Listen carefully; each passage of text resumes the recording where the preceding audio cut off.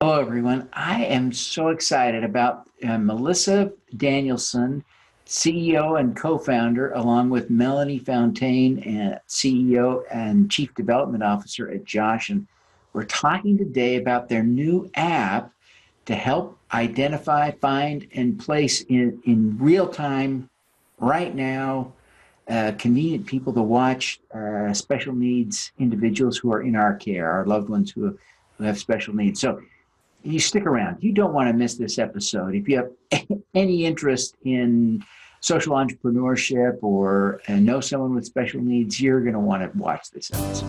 Welcome to the Your Mark on the World show with your champion of social good, Devin D. Thorpe. This episode is made possible via the support of our sponsors, including Johnson & Johnson's Caring Crowd. Melissa, Melanie, welcome to the show. Thank you for having us. Hi, Devin. How are you? We're thrilled to have you. Thank you very much for making time.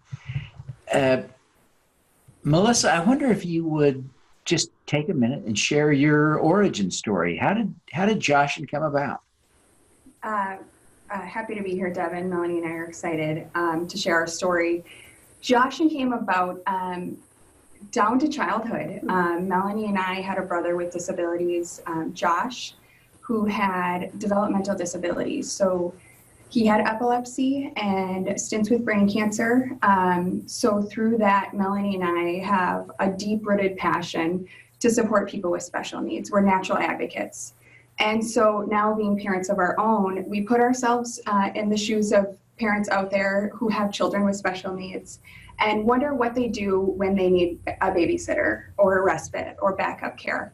And through that, we developed an app, and that app is Joshin, and it connects families with special needs to qualified and well-vetted caregivers. Melanie, do I understand correctly that your brother passed away? Yes, Josh passed away. It'll be 10 years next month, actually. And on the heels of that, we were in our own careers and came together about a year after he passed away and said, there's something more. We miss being connected to the community. Like Melissa said, we grew up within the disabilities community. So we founded Josh's Place, our first company, in about 8 years ago. Mm-hmm. So for the last 8 years, we've been running Josh's Place, which is a 24/7 care provider. So we provide housing and services for people with disabilities here in Minnesota. So our passion for supporting people with disabilities, along with kind of growing ourselves and our families, really just merge those two things together. And we're so excited to be able to meet this unmet need. It's, when you think about the US population, 68.8 million people have a disability. And so naturally, people in the general public probably just assumed that was just part of the equation, but we were surprised it didn't exist. Right. Yeah, interesting. Well, Melissa, take a minute and tell us about how the app works. I understand the mission, the objective, but how do you trust that some person you find on an app is really going to be able to care for your loved one? A great question and a really important one. So we think safety is the key component to having a good care experience. And so to gain access to the Joshin app, we do background checks on both sides. So the safety on both sides is very important to us. That's a part of any of our onboarding and gaining access to the platform. So if we're thinking about customers, somebody who wants care for their loved one, it could be a child or it could be an adult child. They download the app, they set up their account, they're able to build their care plan. So we have a care plan in the app. So typically you'd call it a customer profile. We took it a step further when we developed a care plan. So it's not just your address, your phone number, what do they like, what snacks do your kids like? It goes deep into, de-escalation techniques, triggers, medication, routines, really understanding that 70% of our customers have autism and routine is important to them. So looking at our experience with people with disabilities and what's important to them and building a care plan that matters and that will translate to somebody who comes into the home. It could be 2 different people in a week, that it translates to them in a way that's easy to understand. And we take it further that they can edit it in real time. So the control is in the family's hands. They're able to, if a med changes, to make that change in real time. And then on our caregiver side, they do the same thing. They create their profile. They tell us about themselves, but they don't actually gain access to the app until the background check is done. And if they decide that they want to have transportation as part of their care services, we go and do an MVR check and make sure that they're safe to drive. All of that is a standard part of our process. That's something that no other care provider does. And so through being a parent of our own and really understanding families that have children with disabilities, we wanted to make sure that we put those safety nets in place.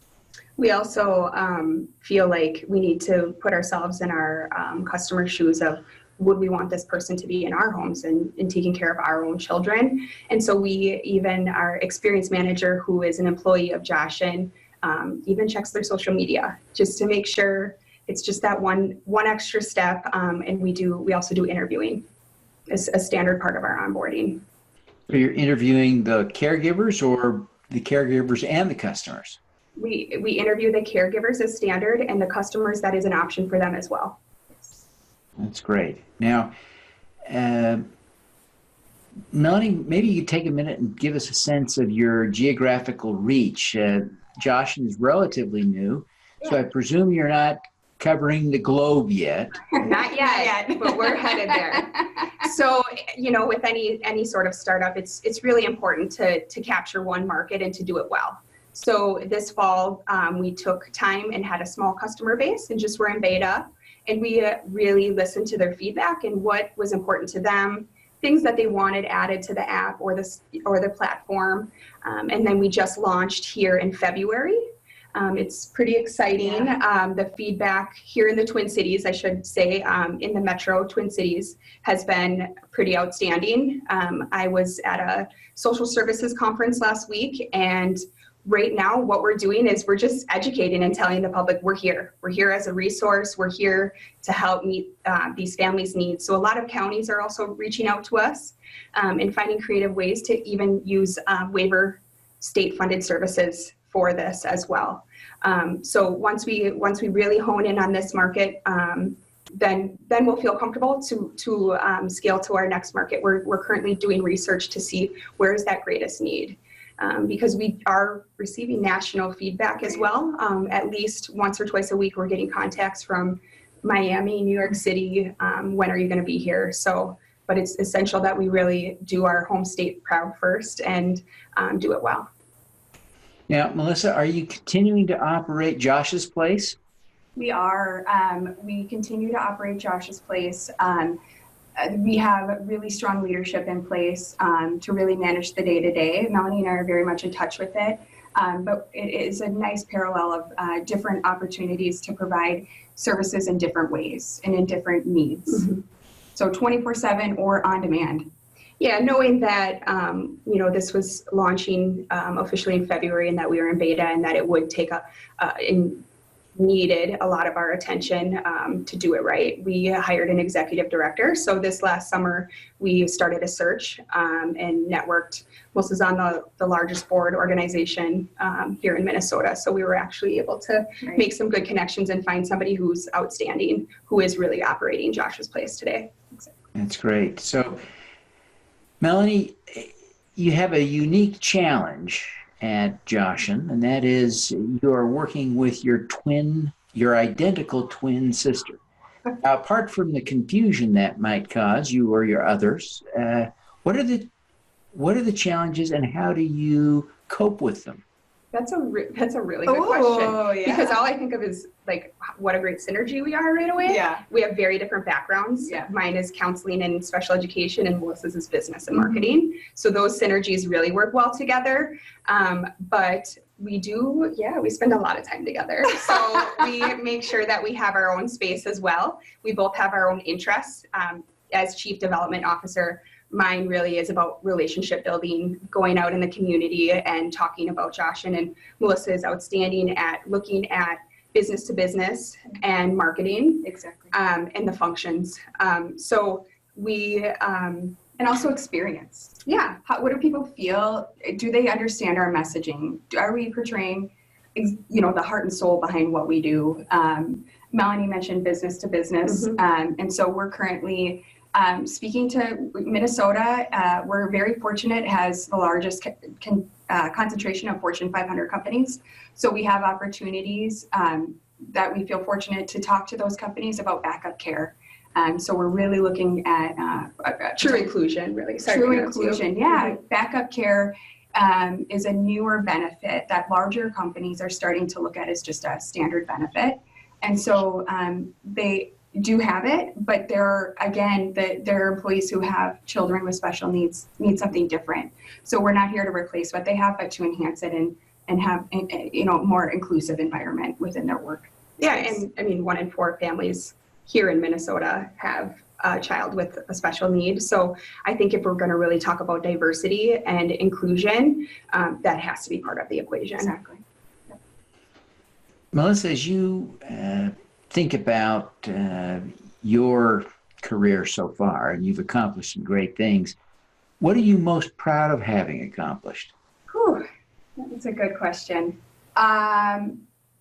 Absolutely standing side by side with my twin sister through life, but through building some amazing businesses that are not only thriving, but also making a big impact. I look at my 2 little girls and I hope that, when they're my age, they think, my mom, man, she rocked. She did some pretty cool stuff. So being able to do that with my twin sister in honor of our brother is my 100% my best professional accomplishment.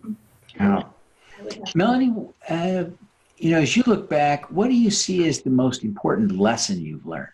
Yeah, I think, as far as lessons learned, probably being patient, knowing that there's so many families out there and being patient that it takes time. It's one family at a time that we're going to impact. So I think for both of us, we want to do everything now. So we have learned not to force things and to let things naturally happen, but also take a step back and say, wow, we really are doing it, and it's just going to take a little bit of time. Excellent. Melissa, it's interesting as you look back on your family's experience as kind of a catalyst for the work that you do. You have to recognize that a lot of people have been in similar circumstances and didn't do what you've done. Right. Why do you think you felt that tug, that personal responsibility to jump into this work? That's a really great question, because we could have easily chosen to just stick in our careers and do the things that we were doing. Melanie and I hold each other accountable, and having a partner to do this with, I think, helped tremendously. But also, we don't take for granted the lessons that Josh allowed us to be the people we are today. And we want to pass that lesson to our children. So I think in forward thinking and in retrospect, kind of combining, thinking we want to do something good with those lessons. Yeah, and I think anytime that somebody has a significant loss in their life is a moment that you look at your whole life and you say, is this what I want? Is this what we would want? So I think having a loss changes your trajectory in one way or the other. And I'll throw in there, Melanie and I were entrepreneurs at 12. We had our own lawn care business. We found needs. We had chickens and we sold packaged up eggs. We did. So we were always true entrepreneurs. So to be able to do that in a social impact way is like a win-win. Yeah. Well, Melanie, what is your superpower? Superpower. I think having 3 kids is a superpower. I agree. I think kind of jumping off of what you were saying with, people have experiences and they can take them one way or another. Resiliency. I think resiliency is both of our superpowers. And I think that's how we've gotten through our entire lives, but also part of our mission at Joshin is joy. And I think in almost any situation, you can find that silver lining and you can find joy. And we also grew up laughing, when in difficult times, we were taught to that there were silly things. You could be in a difficult situation and something silly could happen and you should laugh. You should laugh. So I think resiliency and joy are just really the two foundations. Excellent. Melissa, would you add anything to that of your superpowers? What's a good word for stubbornness? Because persistence. Yeah, that's what we call it when we think it's good. Yeah. For my kids, that's what I say. Persistence. You're persistent. I think what Melanie said matched with persistence, because man, you can have doors slammed in your face. You can, oh, that's a horrible idea. I Even don't when you're get just it. trying to do good. Yeah. But to be persistent and to have the resiliency and have those two things meet, I think you're unstoppable. Yeah.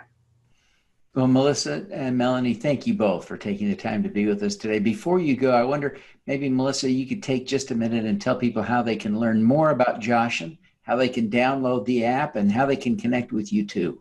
Absolutely. So they can go to joshin.com. They can go to the App Store or Google Play and just type in Joshin and we show up. Or they can follow us on Instagram, Facebook, and Twitter at JoshinCare. We'd love Fantastic. Yeah. Well, Melissa and Melanie, again, thank you so much for being with us. We wish you every success in helping the families of people with special needs. Thanks, Devin. We really appreciate the opportunity. Thank you. Thank you. All right, let's do some good. At Caring Crowd, we believe everyone has the power to make a difference.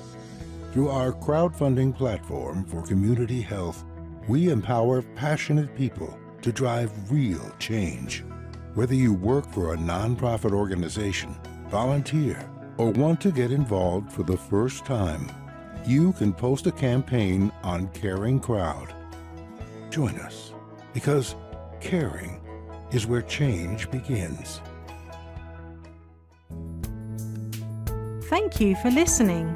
Devin Thorpe's mission is to end extreme poverty, improve global health, and mitigate climate change before 2045 by finding and sharing the stories of those who are doing the most good. You can join with other listeners to accelerate Devin's mission by visiting helpdevin.org right now.